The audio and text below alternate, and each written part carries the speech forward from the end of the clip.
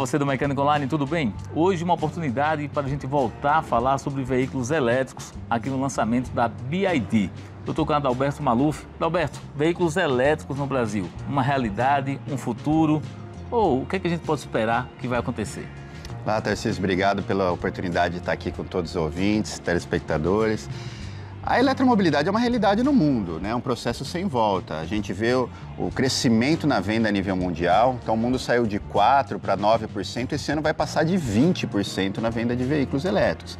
A China, que é o maior mercado do mundo, saiu de 4%, 5%, esse ano já está em 28% de veículos elétricos. Então, o Brasil também entra agora num estágio de crescimento. A gente teve um crescimento de 77% na venda de veículos elétricos e híbridos no ano passado.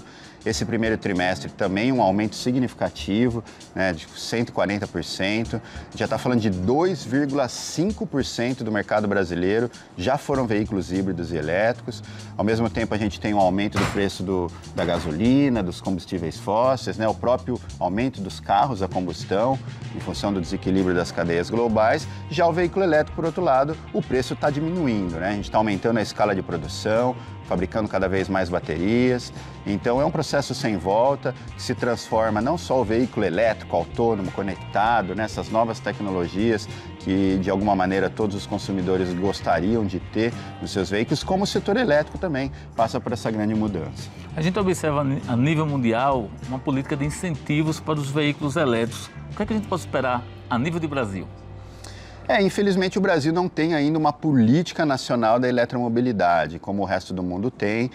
O que a gente vê aqui são iniciativas de governos estaduais, governos municipais, né? Aí no Nordeste mesmo, Pernambuco, Prefeitura de Recife, né? Já tentou fazer alguns projetos piloto, vem incentivando. Recife foi a primeira cidade do Brasil a ter um projeto de carro elétrico compartilhado lá no Porto Digital. Então o que a gente vê é que existem esforços subnacionais, mas, infelizmente, a gente não conseguiu ainda criar uma política pública que integre os governos, a academia, o setor produtivo, como a gente vê lá fora. Durante a pandemia, por exemplo, a Europa aprovou o pacote europeu, né, o Green Deal, o pacote verde econômico. Depois a gente teve na China aprovando o 14º Plano de Desenvolvimento, Estados Unidos agora com o Plano de Infraestrutura do Joe Biden. Então, o mundo inteiro vem colocando muito recurso para fazer essa transição energética, das energias renováveis, da eletromobilidade. Então, se por um lado a gente tem esses investimentos massivos a nível mundial, os números certamente vão continuar crescendo. Então, por isso a importância de, no Brasil, a gente também dialogar sobre isso, para tentar sensibilizar a opinião pública, os nossos tomadores de decisão, de que o Brasil precisa se inserir cada vez mais nesse movimento global, para que a gente possa inserir-se nas cadeias produtivas globais. A gente já teve, né, inclusive nos últimos 2 anos, aí, o fechamento de algumas fábricas no Brasil, né, uma delas no Nordeste, lá na Bahia. Isso gera um impacto social e econômico muito ruim. Então, o Brasil ainda tem, com mais ou menos 100 mil empregos diretos no setor automotivo, fabricando o veículo. Então, a gente precisa batalhar para manter esses empregos aqui. São empregos que pagam salário de melhor qualidade, além de todo o desenvolvimento de tecnologia, o desenvolvimento de inovação. Então, eu tenho certeza que o Brasil vai se inserir. A gente tem uma matriz elétrica limpa e renovável, temos muita energia barata de renovável disponível à noite, que é algo muito bom e favorável para o veículo elétrico também. Temos todos os minérios dessa revolução, então a gente pode beneficiar, né, ampliar a indústria extrativista aqui no Brasil, gerando também investimentos. Então o Brasil tem tudo para crescer, continuar crescendo, e eu tenho certeza que isso uma hora ou outra vai ocorrer. Eu vejo alguns estudos falando sobre a capacidade de energia elétrica no Brasil. Vai ter energia elétrica para tudo isso, para esses números crescentes? Não, com certeza. A falta de energia do Brasil é durante o horário de pico, né? À noite a gente tem lá o parque instalado, as eólicas estão gerando energia e ninguém está consumindo. Existe, por exemplo, um estudo feito pela Itaipu, de que se eletrificasse 100% da frota brasileira, assim, um toque de mágica de um dia para o outro, todo o estoque de veículos, isso representaria só um aumento de 10% no consumo. Então, como o crescimento vai ser gradual, e a maior parte do crescimento hoje da disponibilidade de energia no Brasil é da geração distribuída, né? O ano passado, a fonte número 1 foi a fonte solar fotovoltaica e a grande maioria dela em projetos distribuídos. Então, é o setor privado investindo, colocando painéis solares lá no telhadinho das casas, no comércio, né, no escritório de todo mundo.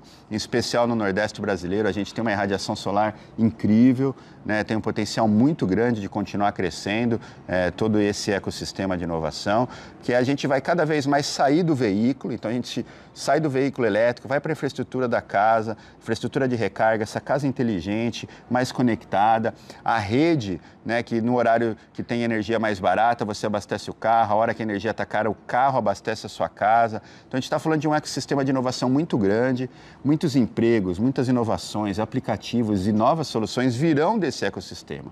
Por isso a importância dessas políticas públicas continuarem a ocorrer. A gente tem alguns cases emblemáticos já no Brasil, por exemplo, Noronha foi uma das primeiras regiões do Brasil a ter metas para a eletrificação. A partir de 2025 não entra mais veículos a combustão na ilha. Então você tem hoje projetos importantes de energia solar, de baterias, infraestrutura de recarga. Isso mostra que é possível fazer. Claro que Noronha é um exemplo, né, muito específico, mas se dá certo lá, por que não pode dar certo no resto do Brasil? Né? Perfeito. Hoje uma oportunidade muito interessante, o lançamento do Ram EV. EV que vocês chamam mesmo, é um veículo totalmente elétrico da BYD que chega no mercado brasileiro. E tivemos a oportunidade de participar de um seminário sobre eletromobilidade, isso a nível global, teve toda uma atualização hoje, muito legal, que você vai acompanhar no Mecânica Online, todas essas informações aí, ao passar dos dias a gente vai publicar isso. E a minha dúvida, quando a gente fala de fontes energéticas, já ampliando até o assunto, como é que vocês visualizam, até pela marca, a combinação da energia, né, da eletricidade, mas também o gás natural, o hidrogênio, o etanol. Todo mundo vai conviver? Vai existir uma forma ou vai ter uma fonte única de energia? Com certeza, do mesmo jeito que a gente precisa de uma infraestrutura multimodal, a gente precisa da bicicleta, precisa do patinete, do ônibus, do caminhão. Não vai ter uma solução ou uma tecnologia que vai dominar tudo. Do mesmo jeito, a gente precisa ter segurança energética, né? E segurança energética significa a diversificação das nossas matrizes. O Brasil tem hoje uma produção de etanol muito significativa, que gera muita renda. O etanol é um biocombustível renovável. Então, o Brasil deve ser o precursor, né, e o grande líder dos híbridos flex no mundo.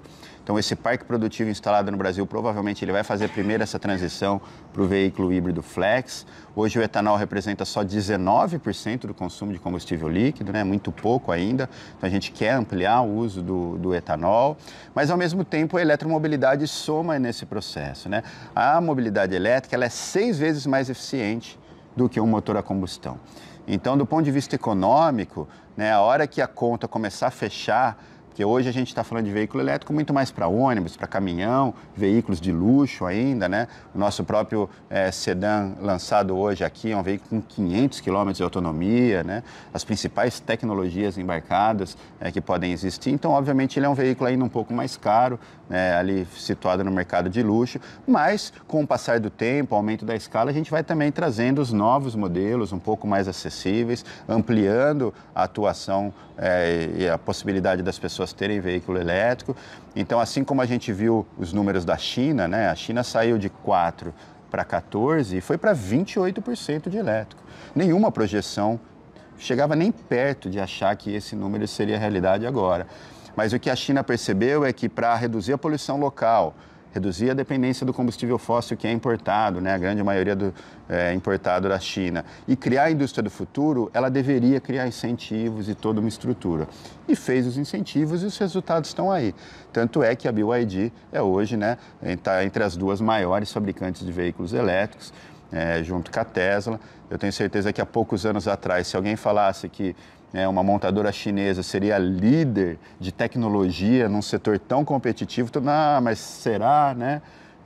A BYD realmente sempre foi uma gigante de tecnologia, fabrica smartphones, né, fabrica sistemas energéticos, trens, mas nos veículos o que a gente vê é que a atuação do governo também de criar esse mercado e as políticas públicas para incentivar fizeram com que a tecnologia pudesse crescer numa velocidade muito maior, ganhar uma escala. Então, o ano passado, por exemplo, os subsídios para a compra de veículos elétricos na China caíram drasticamente.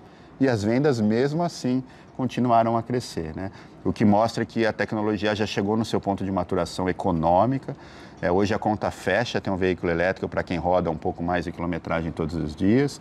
E você, ao trazer o veículo elétrico, você não só ganha aquele desempenho superior, né, e todos os benefícios dos produtos e tecnologias que vêm, né, assistente de freio emergencial, assistente de faixa, né, e a tela de LCD que vira de um lado para o outro, que você divide toda aquela tecnologia embarcada dentro do veículo, mas o veículo elétrico também melhora a qualidade de vida das pessoas, porque ela reduz o ruído, reduz a poluição. Os nossos veículos elétricos, por exemplo, o RAM, ele tem um filtro de poluentes. Então você vê lá, o medidor está lá, 20 partículas por milhão de material particulado lá na rua, dentro do carro é 5.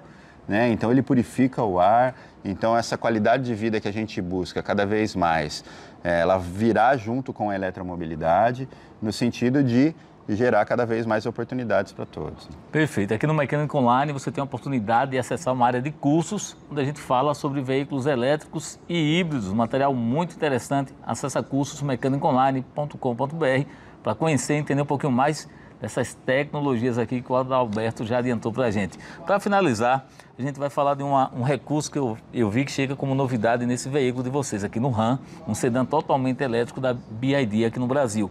Uma bateria que oferece uma segurança 2 vezes maior do que as baterias que a gente já está vendo nos veículos elétricos. Já é uma evolução da bateria elétrica. Explica melhor o que é que ela tem de diferente. Claro. Bem, a BYD é a maior fabricante de bateria do mundo, né? A empresa foi criada por o químico, que é o químico mais premiado, né? O cara que inventou a bateria de lítio moderna. Mas as químicas da bateria de lítio foram evoluindo no sentido de terem um pouco mais de segurança. Então, já há muitos anos a gente já fabrica o fosfato de ferro lítio. Então, ela é de lítio, mas tem o ferro ali como percussor de energia, que é algo muito mais estável. Mas ainda a gente tinha alguns desafios que a bateria antiga, por exemplo, ela não conseguia passar os testes de perfuração, né, os testes de achatamento. Então, se você tinha uma batida de um veículo, a bateria poderia pegar fogo, poderia entrar em combustão espontânea, né? Hoje, uma bateria de lítio tradicional, por exemplo, a do nosso celular, se ela entra em contato com o oxigênio, ela pega fogo, né? Ela entra em combustão instantânea.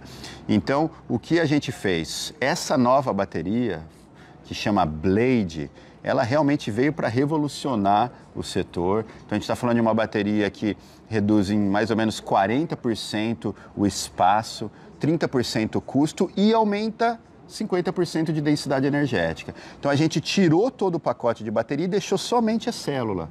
Só que a célula é muito reforçada, então ela virou uma célula estrutural. A gente mostrou hoje aqui alguns dos testes, né? Inclusive aquele teste do... Vamos mostrar, estamos mostrando isso agora então. Vamos aproveitar para mostrar para o nosso internauta. O teste do caminhão, 19, 21, 27 toneladas passando por cima da bateria, e a bateria continua viva. Então, a gente vai ver cada vez mais essa mudança, né, dos clientes começarem a buscar químicas um pouco mais seguras, né? À medida que a escala aumentou, o custo também reduziu. E essa bateria é algo que a gente aposta muito, tanto é verdade que as principais montadoras do mundo todas estão querendo comprar a nossa bateria Blade, né? BYD começa a vender para algumas dessas montadoras globais também. E ela traz segurança, do ponto de vista de que não pega fogo, não explode, nunca acontece nada, e ao mesmo tempo uma densidade energética favorável com uma vida útil incrível, né? Essa bateria hoje tem 20 anos de vida útil. A gente usa ela mais ou menos 10, 12 anos no veículo, depois você tem uma segunda vida ainda com sistema estacionário de energia, pode ter até uma terceira vida fazendo regulagem de frequência em subestação. Então isso deve agregar um valor que hoje a gente não entende muito bem, mas daqui a 10 anos essa bateria ainda vai valer muito dinheiro. Mesmo o veículo, por exemplo, depois de 10 anos, né, a pessoa já querer trocar, ela vai ter ali um certo valor naquela bateria. Então, as químicas evoluíram muito e a chegada da bateria Blade.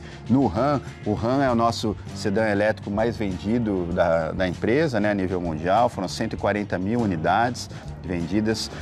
Ele foi o primeiro modelo a ter a bateria Blade. E agora a gente pretende ampliar essa bateria para os outros modelos disponíveis na empresa. Perfeito, Adalberto. Muito obrigado aí pela participação. E aqui no Mecânico Online a gente continua cada vez mais falando sobre a evolução, né? Já não é mais o lançamento, não é mais a novidade do carro elétrico, mas sim a novidade, a evolução dos veículos elétricos que vão acontecendo e o melhor aqui no Brasil. Muito obrigado, hein?